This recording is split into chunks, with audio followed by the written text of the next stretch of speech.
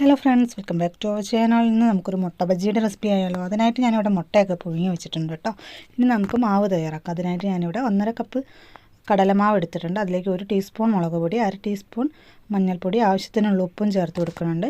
പിന്നെ എൻ്റെ കയ്യിലുള്ളത് കട്ടക്കായമാണ്. അത് ഞാനിങ്ങനെ വെള്ളത്തിൽ ചാലിച്ചിട്ട് ആണ് ചേർത്ത് കൊടുക്കണം. നിങ്ങളുടെ കയ്യിൽ കായപ്പൊടി ഉണ്ടെങ്കിൽ അത് 1/4 ടീസ്പൂൺ ചേർത്ത് കൊടുക്കാം. പിന്നെ കുറച്ചേച്ച് വെള്ളം ചേർത്തിട്ട് നമുക്കതിനെ കട്ടയില്ലാതെ ഒരു കുഴമ്പ് രൂപത്തിൽ കലക്കിയെടുക്കാം.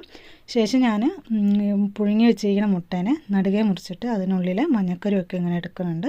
മാറ്റിയെടുത്ത മഞ്ഞക്കരുവിനെ നമുക്ക് നന്നായിട്ടൊന്ന് ഉടച്ചെടുക്കാം. ഉടച്ചെടുത്തതിന് ശേഷം അതിലേക്ക് പൊടിയായിട്ട് അരിഞ്ഞ് സവോള ചേർത്ത് കൊടുക്കാം. ഒരു വലിയ സവോള ഞാൻ എടുത്തിട്ടുണ്ട്.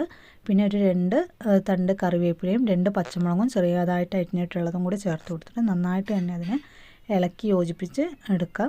നന്നായിട്ട് ഇത് ഇളക്കി മിക്സ് ചെയ്തതിന് ശേഷം നമുക്ക് ഇതേപോലെ മുട്ടയുടെ മറ്റേ വെള്ള ഭാഗത്തേക്ക് നമുക്കിതിനെ ഓരോന്നായിട്ട് ഇങ്ങനെ നിറച്ചെടുത്തിട്ട് വയ്ക്കാം. നിറച്ചെടുക്കുമ്പോൾ പ്രത്യേകം ശ്രദ്ധിക്കണം. നമ്മളത് അതിൽ നിന്നും വിട്ടു പോരാനുള്ള സാധ്യതകളുള്ളതുകൊണ്ട് നന്നായിട്ട് തന്നെ പ്രസ് ചെയ്ത് കൊടുക്കുക.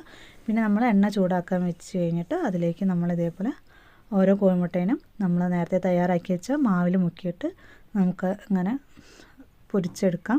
എണ്ണയിലേക്ക് ഇടുമ്പോൾ നമ്മളെപ്പോഴും ശ്രദ്ധിക്കേണ്ടത് തീ സിമ്മിലിട്ടിട്ട് വേണം നമ്മൾ മാവിൽ മുക്കിയ മുട്ട എണ്ണയിലേക്ക് ഇട്ട് കൊടുക്കാൻ. അല്ലെങ്കിൽ വേഗം കരിഞ്ഞ് വരാനുള്ള സാധ്യതയുണ്ട്. അത് ഉള്ളൊന്നും വേവില്ല, വേഗം കരിഞ്ഞു പോകും മാവ്.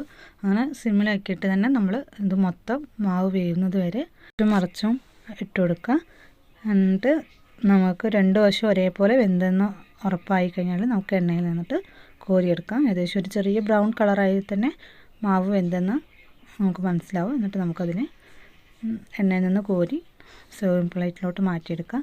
ഇതേപോലെ ഞാൻ ബാക്കിയുള്ള എല്ലാ മുട്ടയും പൊരിച്ചെടുക്കുന്നുണ്ട്. നമ്മുടെയൊക്കെ വീട്ടിൽ മുട്ട ഉണ്ടാവും. അപ്പോൾ നമുക്ക് പെട്ടെന്ന് തന്നെ ഉണ്ടാക്കിയെടുക്കാൻ പറ്റിയൊരു മുട്ട ബജിയുടെ റെസിപ്പിയാണ്. അപ്പോൾ ഇഷ്ടപ്പെട്ട എല്ലാവരും ഒന്ന് ട്രൈ ചെയ്ത് നോക്കുക. ഫീഡ്ബാക്ക് അറിയിക്കുക. അടുത്ത വീഡിയോ ആയി വരുന്നവരെ ടാറ്റ ബൈ.